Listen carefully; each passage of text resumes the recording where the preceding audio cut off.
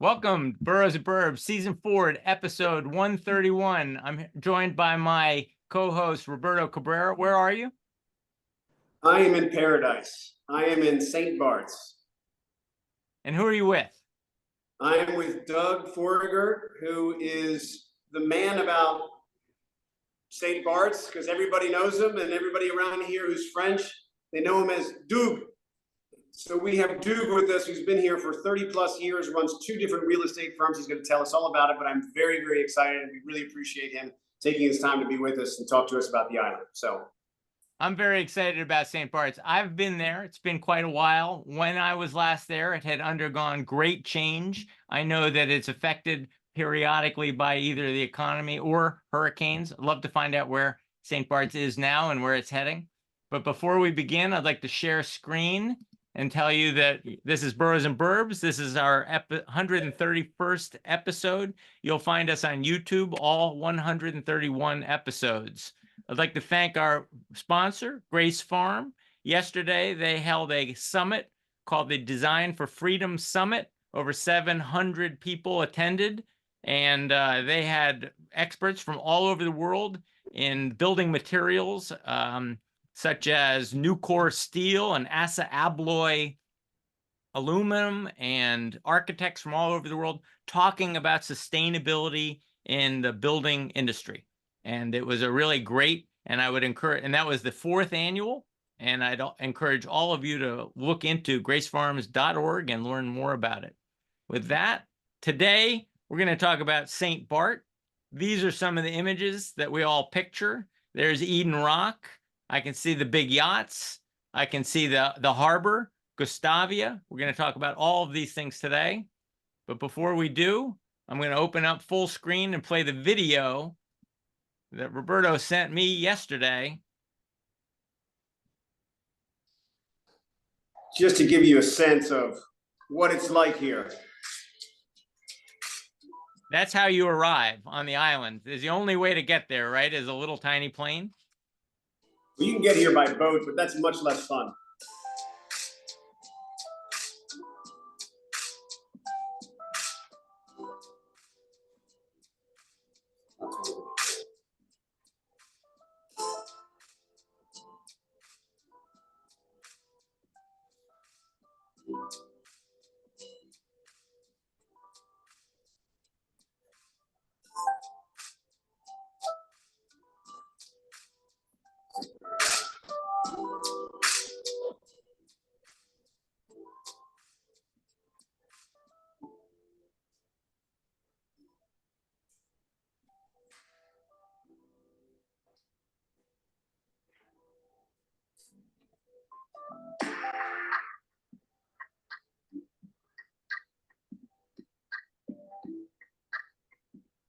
Escargot. Yep, indeed. French food. So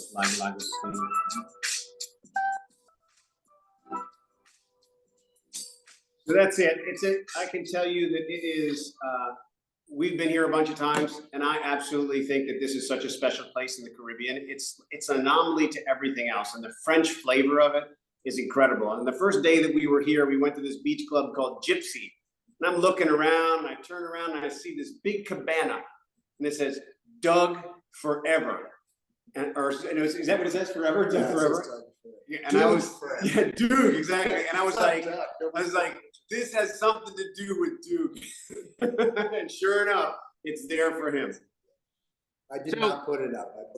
For some people who've been to every Caribbean island, for those who have sampled the entire Caribbean, they say what Roberto says, which is what I say, that St. Barths is a very special place. It's different from all the other islands. Doug, how is it different? Why is it different? Why is it a notch above every other Caribbean island? They all have beautiful beaches. So what have you got? It's kind of a cocktail, basically. And people always ask me, they're like, hey, when what's going to be the next St. Barths? And I said, you'll be dead when the next St. Barths happens, because it's a cocktail and you see it around the world. You know, you have to have nice architecture, you have to have it preserved, you have to have people that are forward thinking and didn't destroy it with high rises. You have to have beautiful beaches, you have to have beautiful women, you have to have great food, you know, you have to have, you know, a high level of luxury. So I've been to 135 countries. I tell people, you know, I'm a slut. If there's something better, I'm gonna go there, but I haven't found anything that's better than this. So what brought you here? And when you first came and you first encountered it, and then what made that decision? Like, you know what? I'd love to live there, or I can make a living there. What was that? How did that come about? You want the honest story? Yeah, of course. I want to know the truth. I want to know the truth. Like for you, what was it that brought you? I actually came here to look at buying real estate. My real estate broker flew me in on his private plane. We stayed at a very local hotel in town, and I was with a friend of mine. And the first night we went to what is now Nikki Beach. It was called Pelican, which was a little beach bar with live music. And there were two guys up there playing guitar and singing. One was Yannick Noah, the famous tennis player, and one was a guy named Boo Boo, who was the half son of Catherine Deneuve and Bridget Bardot. And they're singing, and I jumped up on stage and sang a song with them, but I can't sing. So we got back to Gustavia. You wanted the honest story.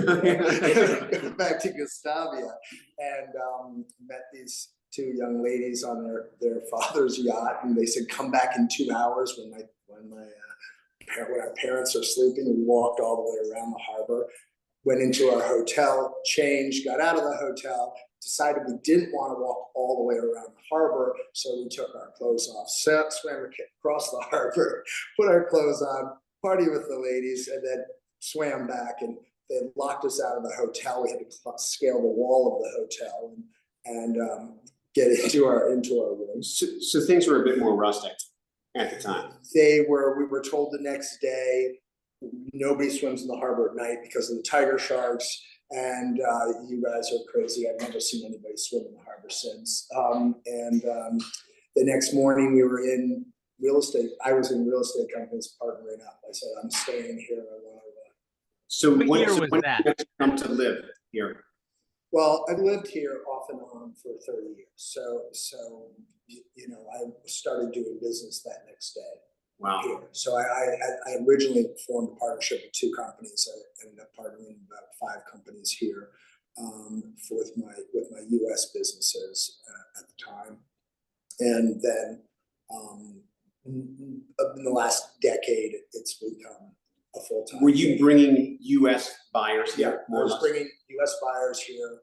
There is no MLS system, so I was gathering, so all these companies were rushing to give me the listings first, because I said, whoever brings it first, I'll work exclusively with you on that property. So I became kind of a de facto MLS system here. That's a good segue to actually pull up your business online and show. The business is wimcorealestate.com. This is the homepage. And that's why without an MLS, I would have to rely on wimcorealestate.com to find properties for sale in St. Barths. Is that right? You'll see about 40 to 50 properties online at any given time. And we have an additional about 105 unlisted properties that you will never see online. So I have two businesses here. I'm partnered in a business called X Real Estate. And X Real Estate focuses on unlisted properties, but both companies share information amongst each other. So for example, let's just say you have a property, you have an owner who wants to sell something, then they come to you. Do you share with, I mean, I've seen a handfuls of different real estate firms here. Not that they're as prominent as what you're doing, but do you share listings with them or not? Or how does that work? Can they bring buyers to you? They can bring buyers to us. Okay. Yeah, and if there's something we don't have, we'll go to the other and work with most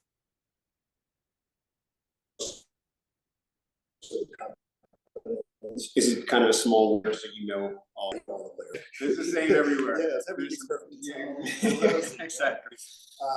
But it's, yeah, I think we have the most unlisted properties by far, but I have no way to. And why do, I mean, people, generally, it's like people want to maintain privacy. People think some feel that it's more exclusive when you don't list something. What is primarily the reason for most of these to be off? Well, I would say you have to understand there's two real estate worlds here. One is what you'll see online, and those in general, what you see online are people from the international people selling their properties. Then there's a whole nother world of the local families here. And the local families are very wealthy real estate wise. I mean, some of them have billions of dollars of real estate. In general, it's been taboo for them to sell. And I said, okay, it's not, it's kind of frowned upon within the families. The way it works is usually you try to sell to somebody inside your family, and if they don't want to buy it, then you go to the other families, and that's kind of where I come in, because I've been here for so long. A lot of local families trust me, and they work with me. So they'll bring me those. You never see them online. You don't negotiate price. They don't go, oh, it's 5 million, and you go, okay, I got an offer for 4 million. It's 5 million, and that's it. So you either take it or leave it, and generally are not in a rush to sell. So it's a very strange. It's like two different universes of real estate. We try to cross over in the two universes. Okay. So can we just go back? So when you got here in the 90s, like it was, I mean, from a standpoint of luxury, it was not the luxury it is today, right? It was much more grounded. I mean, I don't know what the word might be. What's the word, John? Just more, just like laid back in some ways. Like now, not that it's not, that's very laid back here, but it's very there. You see the wealth, you see the Dior's and the Hermes and all the stores. I'm sure that didn't exist at the time. They were just starting to at that point, and it was always at that point. It was uber luxurious, but it was definitely you had to go find the place that everybody was at night, on that given night. Okay. Here now you can go to 10 different places and have kind of a fun, crazy time, or 5 places, whatever, and find stuff that's going on. But back then you had to go from place to place. It was the uber wealthy were already here. They'd been here since Rockefeller got here in the 50s. So it's changed. Because I've been here, I get shocked when I look at the pictures of what the island was back then. I was like, oh wow, St. John Beach was that remote. But because I've seen it slowly kind of grow, I'm a little jaded too.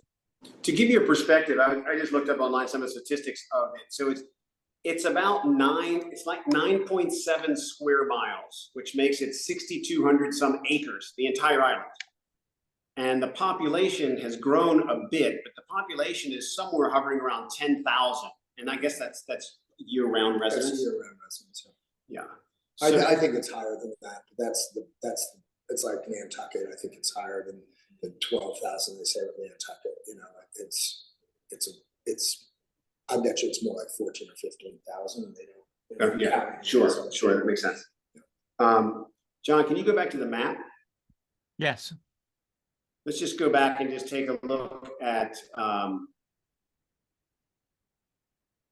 that's Eden Rock.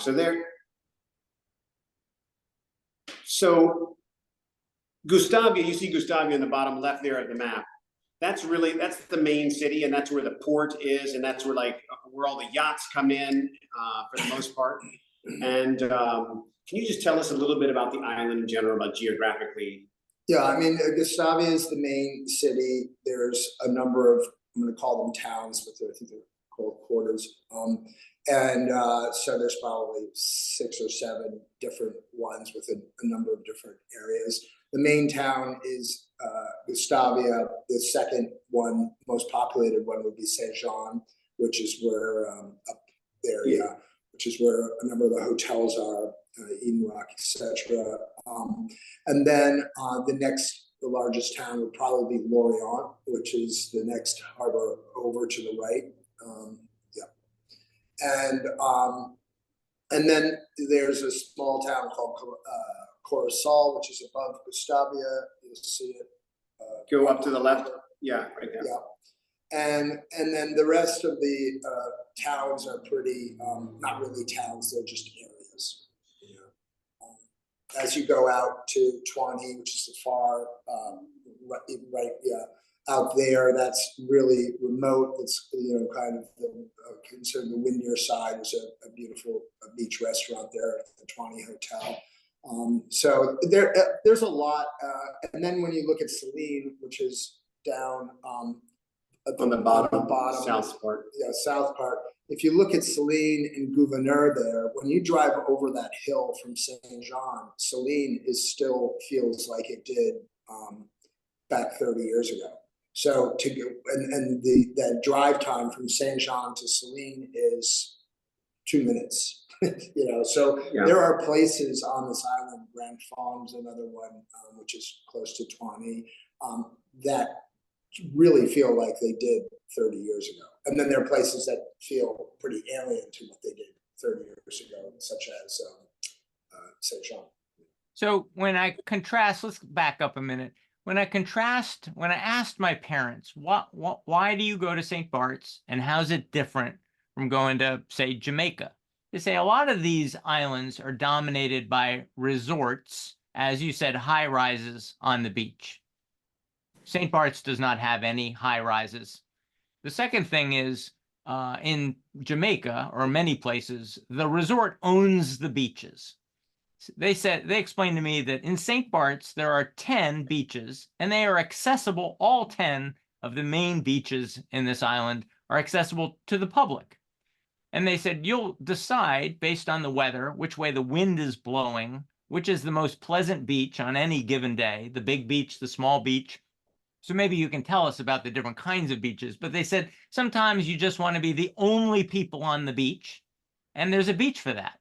Sometimes you want to be on a beach where you can have water sports. Sometimes you want a beach that has a bar and you can get lunch on the beach. So they said there's 10 beaches. Each day, depending on your mood, you go to a different beach. You get in your little scooter, your car, your cat taxi, and you go to a beach, and then you come back. Then the second thing they said was the food. You're not dealing with second-class food. This is a French culture. Food is important. Fresh food is important. And you will always, and because, so a bad restaurant would not survive on the island. Doesn't mean they're all expensive, but they all have a certain standard of quality and freshness.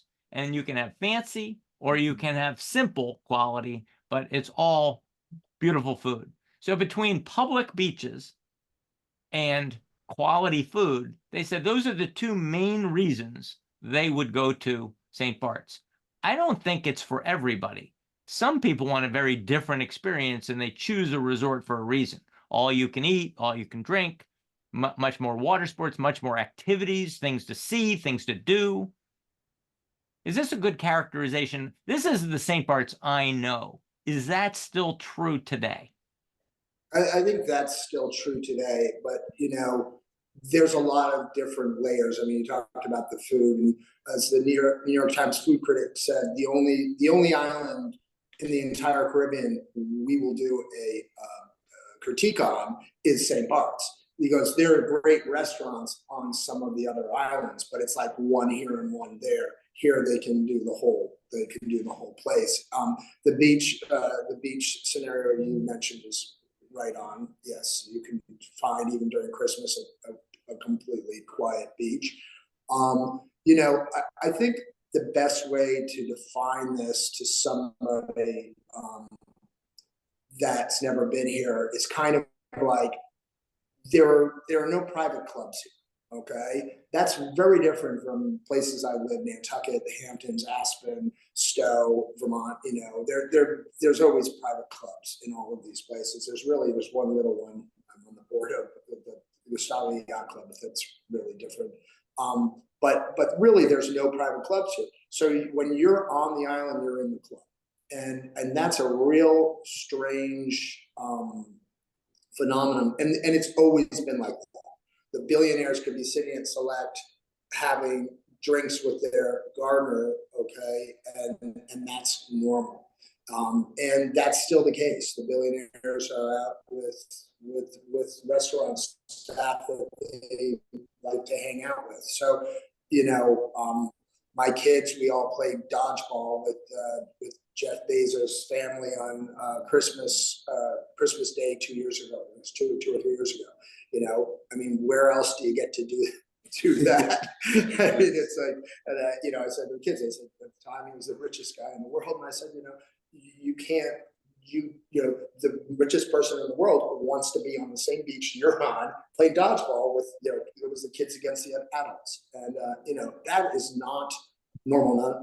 Not everybody has that experience, you know, but it's This is picture of the Select, because you mentioned Le Select. This is a hamburger restaurant in downtown Gustavia, right? Yeah. Yes. Yeah. It is. Yeah. And everybody, you walk by there, you see all sorts. Everybody. I was there last night for the jazz festival. It was great, you know. And then we went to, you know, a real fun restaurant after that, a cafe, you know.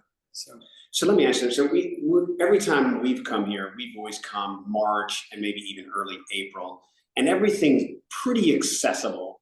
When the bucket regatta, it's a little busier, but then I've never been here at Christmas time, and people say that, you know, and it seems to be so desirable because it's packed here. Yeah. But some people say it's actually not a great time to go because the traffic is crazy. You can't get into restaurants. It's just so many people there.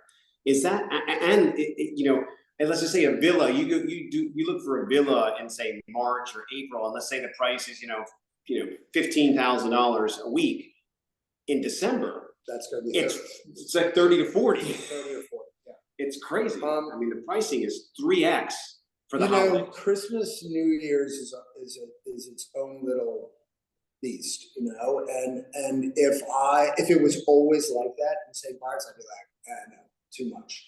But it's its own little microcosm of these people coming, and it's a lot of fun. I like it. You can always get into a restaurant. People triple book the restaurants. So if you walk into a restaurant on that whole week, you probably will get a table. Interesting. And they all, you know, a lot of these concierges will book 3 tables. They all have to give credit cards to guarantee the tables. But a lot of the wealthiest clients were like, okay, well, we pay that, we're not going. And so I think you can access stuff. You can always find a place on the beach. You know, it is busier, but it's not crazy. The only day that there's really excess traffic is New Year's Eve, and you drive the back way to get into town. It's like not, you know, and there's no traffic. Yeah. So and that's an extra 5 minutes, right? And you've avoided everything. So that's good.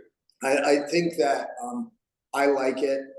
I'm glad it's not like that all the time, but you know, you should experience it. So let me ask you this. Last year when we were here, there was a guy who he came to the house. He gave massages to my wife and myself, etc. And we talked to him. He's lived here forever. Nicest guy.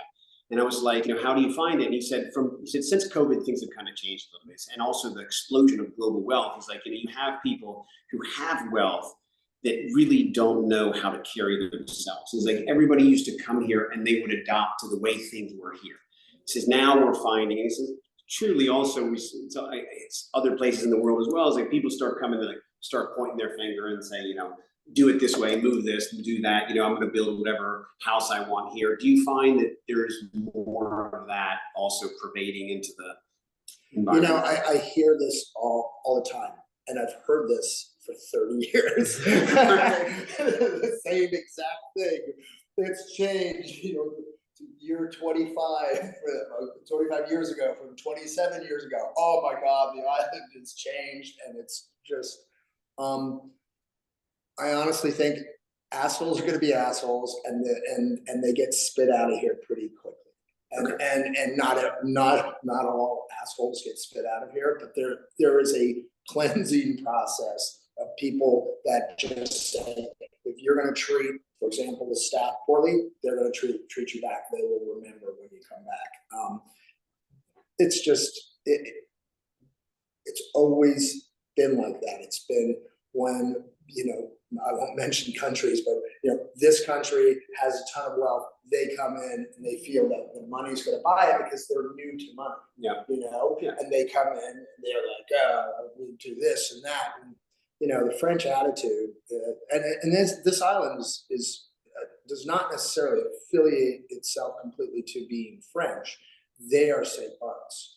So there's a big difference. And the St Barths people have a very strong connection to the US. And so in a lot of ways, they're more pro-US than France in some ways. So there's that kind of buffering, and they've seen it all through the years. So yeah, probably there's some of that. It seems to be, I've just heard that forever. And so, as prices go up, is there a risk that the native St. Barths, the people who run these restaurants and who Roberto just mentioned, the nicest guy who comes and provides, personal services, do they have to come now from off island, or are they being squeezed off the island? Is that a concern? That actually has not really happened. In other words, people are living in St. Martin and coming over here. No, but what's happened is the restaurants have had to buy housing, and they've been paying up to $1 million a bedroom. Wow, for housing, and $1 million's the top end, but the bottom end is 500,000 bedroom. So when you start to think they have to build that in, and now the collectivité, which is the local government, is making it mandatory for hotels, for restaurants. You got to supply housing. Oh, you want to add seats to your restaurant? How are those extra employees going to live? Where are they going to park? There is a major push on trying to tamp down development now, trying to watch resources, and that's a big. It's the number one thing probably in the local government right now. So let's talk about real estate, because John and I were thinking we're going to buy a place together. What could we get for $2 million? Are there choices at $2 million? Are there choices at $1 million? There's no choices at $1 million. You're talking between $1 million and $2 million. You're talking an apartment. Okay. If you can find it. Yeah, sure. But you can find it. We've got an apartment in Gustavia. I think it's 1.9 right now. 1.9? Yeah, 1.9. How big is it?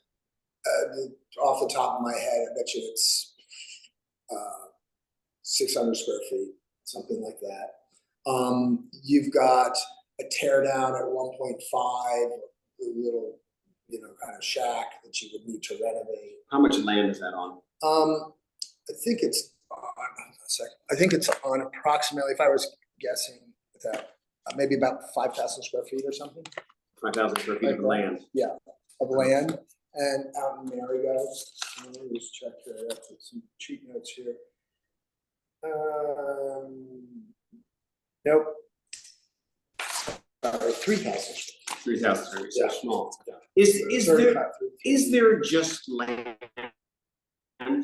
that you can find, or is it, if there's land that's buildable, there's probably something on it, and you tear it down? It's changed a lot. My background is I started 2 real estate companies in Nantucket, 2 in Aspen, 1 in Stowe, and then down here for, like I said, 30 years. So I'm used to tear down city in Aspen, where it's just constantly tearing down. Raw land here, is really what you're paying for. Yeah, In that's what I general, figured. you're paying for two things. It's the land, stupid, right? Yeah. And it's how much does it cost to build that, what's currently on it, if it's perfect, and what's the amount that somebody's willing to pay that they don't want to wait to build it themselves. So yes, you can buy land. Now I'm recommending to everybody, you've got to buy land with a permit on it, unless it's in a place like Gustavia or something where it's A permit to build. permit to build. Yeah, you need to be very careful now with just buying raw land, and that's all it's all part of the new collectivity, new government, and what they're trying to do. So really trying to make, what they envision is they want smaller homes. They want housing for people, and they want to slow down development, which of course that makes the values go. Sure, because it's finite. I looked on your website and I found the 4 least expensive properties on the island. Talk to me about, with some case studies here. A local house, $1.5 million Yeah, in that's the one I Marigot. was talking. Yeah, that's the one I was talking about. So yeah, that's, most people would tear that down. It's got a view of the ocean, but not a big one. You can see it through there. And this is what you get for 1.5. It'll probably be bought by a hotel, or it could be bought by somebody saying it's all I need on the island, but most likely it's going to be bought for employee housing. So construction costs, let's say someone's going to put, maybe not necessarily in that, maybe even like, a moderate house that's, let's say, $3 to $4 million to build. Construction cost is $1,000 a square foot, less. No, it's going to be 1,000 a square foot or more. But understand, when you're building here, there's a ton of outdoor space that you're using. So when I talk about buildable, you're really talking about what's inside the walls, and then a lot of times you have your doors open and you're using your decks and stuff. So when you talk about a 2,000 square foot villa here, it feels to us in the States like more like 3,500 square feet, because there's so much indoor, outdoor usage of space, and covered porches or whatever. So but to build a house, to build a nice, normal 3-bedroom to 4-bedroom villa, I'm sorry, all modern, it's going to be $3+ million in construction. So your land plus three to four, right? And then that can go through the roof depending on how much you want it. What you want to do. So if someone's coming for this, say I had a client who said, listen, I'm actually thinking about buying something in St. Barths, and look, I'll spend $3-4 million, but I want to find something really nice. Like, what would, like, if they came here, would you, and they were, how would you guide them? You say, look, these are probably the better parts of the island, or all the parts of the island are okay, because it just depends. Like, do you have a view? Well, they want to spend $3 or $4 million to build, or $3 or $4 million all in? Like budget of $3 to $4 million. Good luck. Really? Yeah. There you go, John. Good luck. Right now I would be able to show them one or two things. One thing that's 3 bedrooms, decent view, decent location, does have a road underneath it. So that's a drawback. And it's listed at 4.8. 4.8. Yeah. So but this is the bottom of what we're talking about. So to buy a piece of property here, and so let's just say it is someone from the US and they're going to come and they're going to use it 3-4 weeks a year. Can they monetize that pretty well in rentals? Or you can, in the rentals, you can probably get 3 to 5% back of value per year. Of value per year. But here's where it gets interesting. Year over year appreciation is about 15%. So when you start to think like that, then you're like, oh, that's 18%, okay, or whatever, 20%, and that's the year over year. On really great years, like last year, you can see a jump of 25%. Okay, so. And that's overall on the island for the most part? For the most part, yeah. Yeah. Wow. So those values are crazy. There's a whole bunch of things on why I'm sitting here doing this, other than it's the most amazing place in the world for me, you know. There's no public record of prices. So you can't walk into the town hall here and say, how much did this sell for and how much did that sell for? So it creates this crazy and perfect market. So people like me who knows really what they're selling for, you know, you can find out what things are listed at, but what they're selling at is private under French law. So imagine going into New York City and you can't figure out what the apartments above you and below you sold for, when they sold, who bought them. You can't see any of that. Wow. So there is not a place in the world that I found. No wonder the assholes leave.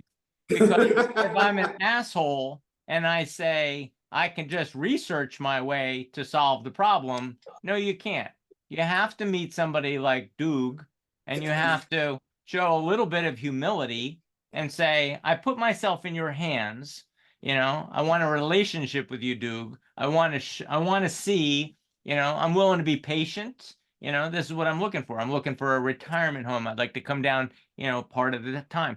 You know, well, can you help me? Can you help me? Because if I'm a finger snapping rich person, Yeah, I'm going to be disappointed. And you're going to say, you'd probably be happier on a different island. they're not going to like me very much because I have my normal comeback, because when they come in and they're like, no, that's too much, it's overpriced, and I'm like, thank you for teaching me about St. Barths real estate. And usually that disarms them and they nervously laugh and kind of listen. So let's up can we up our ante? Okay, now we're going to spend 8 to 12 million. Okay. Because our podcast is doing really well. Yes, exactly. Okay. 8 to 10. Okay, so now we've got a place called I think it's ADA, in Petite Saline. It's got beautiful views. Do you have an address or a name? Yeah, it's ADA. I think it's 8 point something. ADA, you'll see it on our on the real estate list that you had up before. So that's I think it's 4 bedrooms, has a little apartment below it. Almost sold it to a big celebrity a few months ago, but they're working on something else with me. I found it. Yeah, and it's got, you know, great views. What part of the island is this? This is Petite Saline. Okay. So it has a driveway underneath it, which is probably a negative, but it's cute, colonial. So it's something like that would be for me a good buy, you know. They can offer. And how much could I rent this out for, low season, high season? That I'm not great on the rental prices, but I would say high season, like 8,000 or 9,000 a week. Low season, 5,000 a week. And Christmas, New Year's, which is usually 2-week minimum, we try to get, that would be, you know, 18,000 per week, something like that. I think the price is got to be higher for that. I could be off on that, but a lot of people don't want to be in Petite Saline, right? So that's why, you know, they feel it's kind of further out. Are there parts of the island that are considered this is an exclusive part of the island that's super expensive versus, you know, like I've been told that up here in Flamans on the north side there is like really super expensive. Is that true, or is like overlooking Gouverneurs just as expensive? I mean, I have a standing offer for all the big homes right on Flamand for over 70 million, and nobody's taken it. You have someone who has $70 million to spend. Yes. And they can't find anything. Yes. Goodness Yes. gracious, John, out of our league. So the answer is, you know, I've seen it in all these other places I've done real estate in, you know, prior to, you know, the .com bubble or something, you know, there were always these exclusive places everybody wanted to be, whether it be it Brant Point in Nantucket or Point Malou was it here, and you know, in Stovemont, it's you know, there's anyway, it's an area that a lot of big houses are in, and same in Aspen, and you know, now the uber wealthy don't care. They will go anywhere that they like. So you know, you could have a 30 million euro home in 20 now, where before people would be like, why are you in 20 years? Because I like to surf and I like to walk down to that restaurant. And so there's been a major shift, I think, in global high-end real estate, the luxury, you know, vacation real estate, to that, you know, whatever I like on the island. So you know, what's that? That was the wealth report, and it's talking about the fact that after a down year last year, the ultra high net worth individuals are actually up. They got a lot wealthier this year, and as you say, they're spending. They bought a lot here last year. You know, 20% of all of them say they're going to buy real estate in 2024. 22% of ultra high net worth individuals. And what I just learned from you is that it doesn't necessarily cash flow positive. If Roberto and I buy that $8 million property and I only rent it for, on average, $8,000 a week, I'm really only getting a 1% return.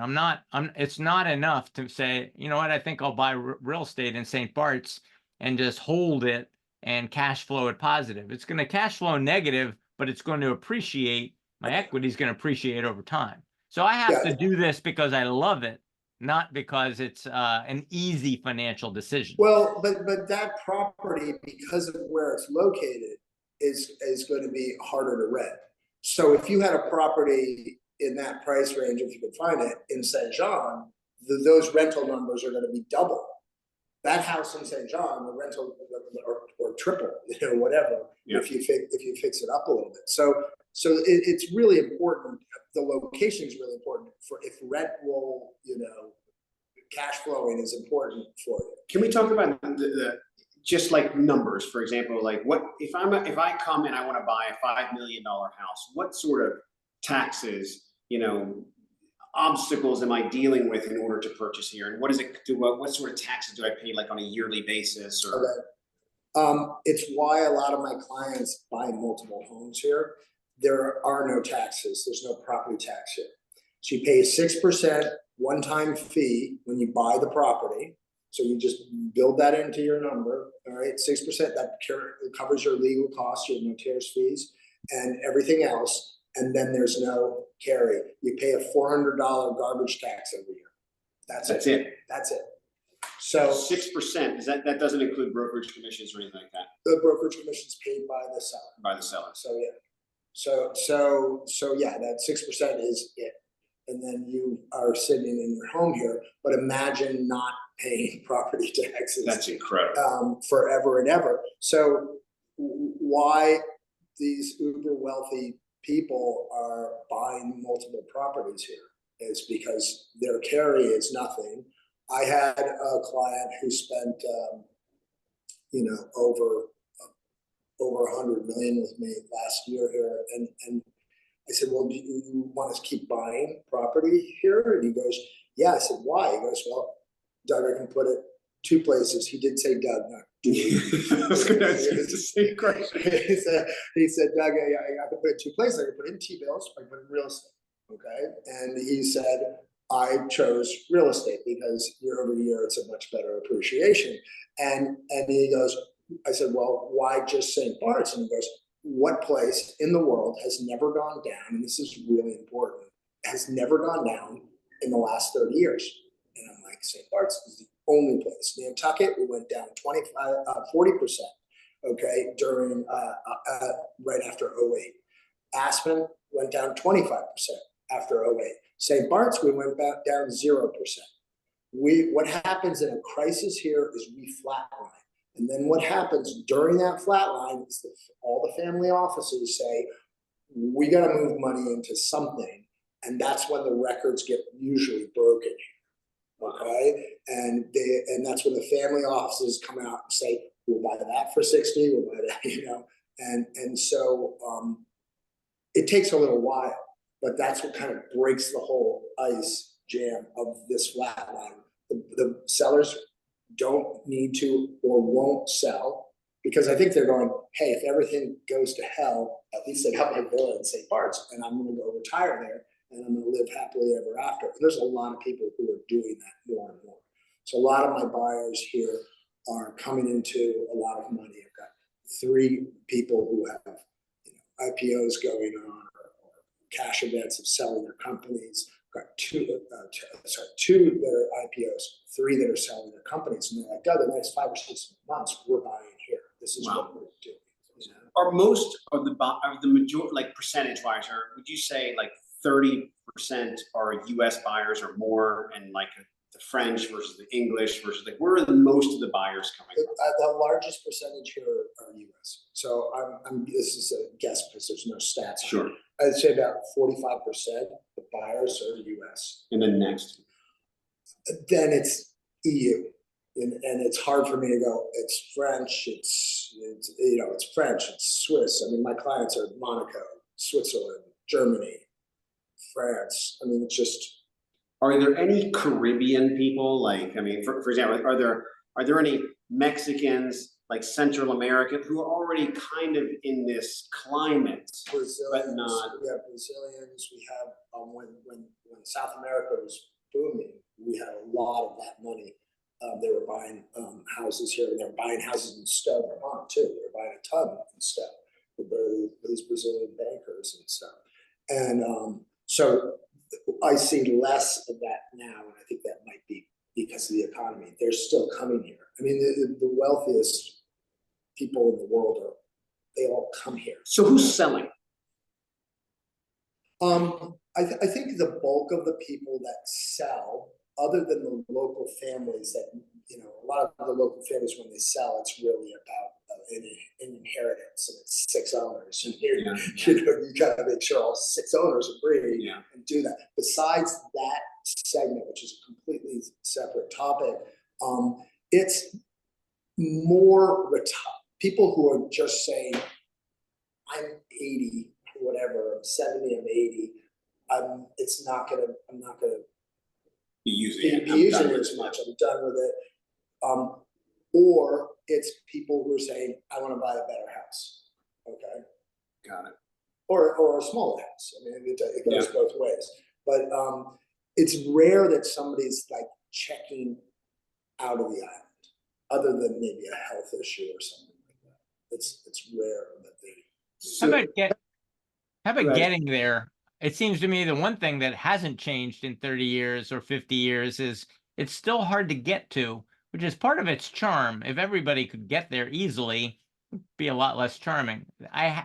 No matter how wealthy I am, it's going to be inconvenient to take a little tiny plane from either Puerto Rico or St. Martin, right? I can't get there direct from any place important. Yeah. And that's never going to change. That's really helpful. And I talked to a lot of friends on Nantucket who are complaining that, with JetBlue flying in, like this, it's really changing the fabric in it. But yeah, it's still, you've got to go to Puerto Rico and take trade winds over, Pilatus over, or you've got to go through the nightmare of St. Martin Airport, and get on a helicopter, get on the ferry, or get on a puddle jumper. Puddle jumper is so much fun, I got to tell you. And the first time I ever came to the island, I don't know what was going on with the winds, but they came over the mountain at Eden Rock, and I was at the back of the plane like this, and we were headed, and all you could see out of all the windows was the blue water. We were going straight at the water, and then it just turned right in. It was wild. Yes. So can you tell No us? amount of money can solve that. And that's what I Yeah. think what part of the interesting part is that, you know, money solves a lot of problems. It doesn't solve them on St. Barths. And yeah, there's people here, having a bunch of money doesn't really help move you up the food chain here. You know, if How you're about my super yacht? If I've got plenty of money and I've got a really, really big yacht, I can't necessarily find a place for it in your harbor, right? It's a small harbor. well, you've got to park it outside like everybody else. Like these are not problems I have. Can't get in. Can't get in, John. Can't get in. Do You they? just- I mean, so is that a change in the last 30 years that I'll now see a half a dozen mega yachts sitting outside the harbor because they couldn't get a spot?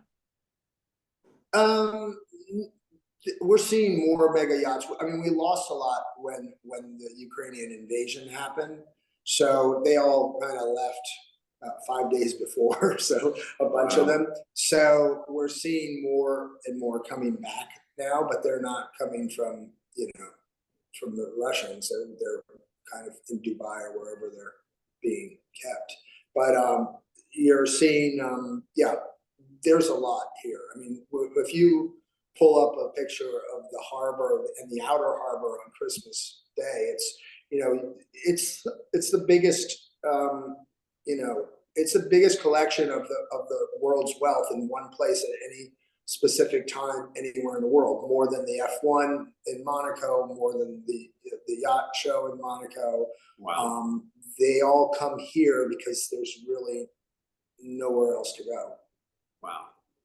For that like week-long stretch. And where that big yacht is right there, is that like the prime spot? Because that's where you see the biggest ones kind of line, and then they kind of get smaller as you go. Well, a lot of these guys build the yachts so that they can come to this harbor because all the big ones can't fit in the harbor.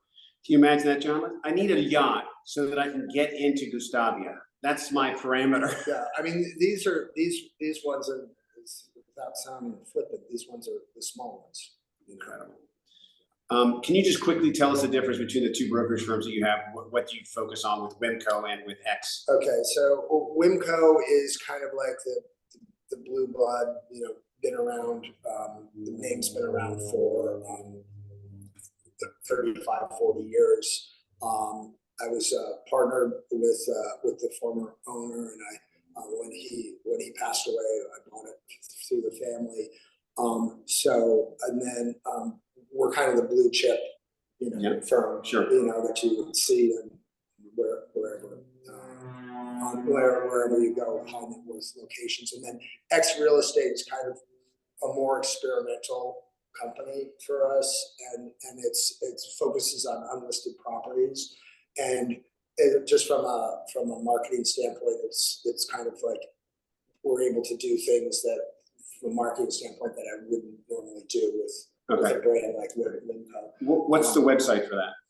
I don't even remember what it is. I think it's a one-page. It's so off market, you can't find it online. It kind of is. So No, but you gotta really call. It's very good. We got to call Duke and find out.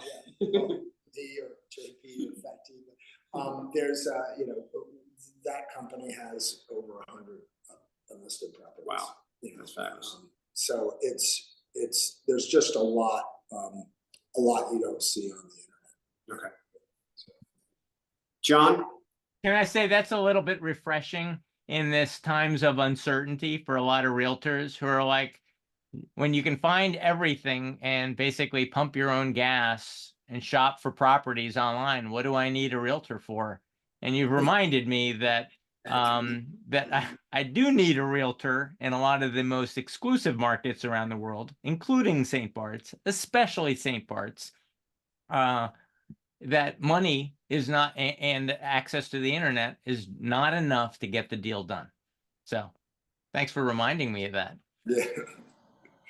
So Doug Foregger. Yeah. Doug Foregger. Dude, thank you so much for your time. You're welcome. Really appreciate it. It's been Thank really you, great. Doug. This was really great. And so if you like this, do tell all your rich clients to follow Boroughs and Burbs website. Check out our show, share it, like it, subscribe to it, because every week we go to a different fabulous spot around the world, right, Roberto? We go to Aspen, we do Nantucket, Marbella, Spain, Upper West Side of Manhattan. We cover all the places that a New Yorker wants to be. So come check us out, Boroughs and Burbs. Thanks, Thank you, Sergeant. Duke. Robin, thank you for your work, as always. All right, till next week, Roberto. And We'll see you. we do expect you back next week, I will Roberto. be back. Don't be And- like and Doug all and of the stay. Rentals too. I didn't get that plug in. He rentals. Now he Rentals. wants the rentals too. Okay. All right, sign me up. See you, John. Take Bye. care. Bye. Cheers.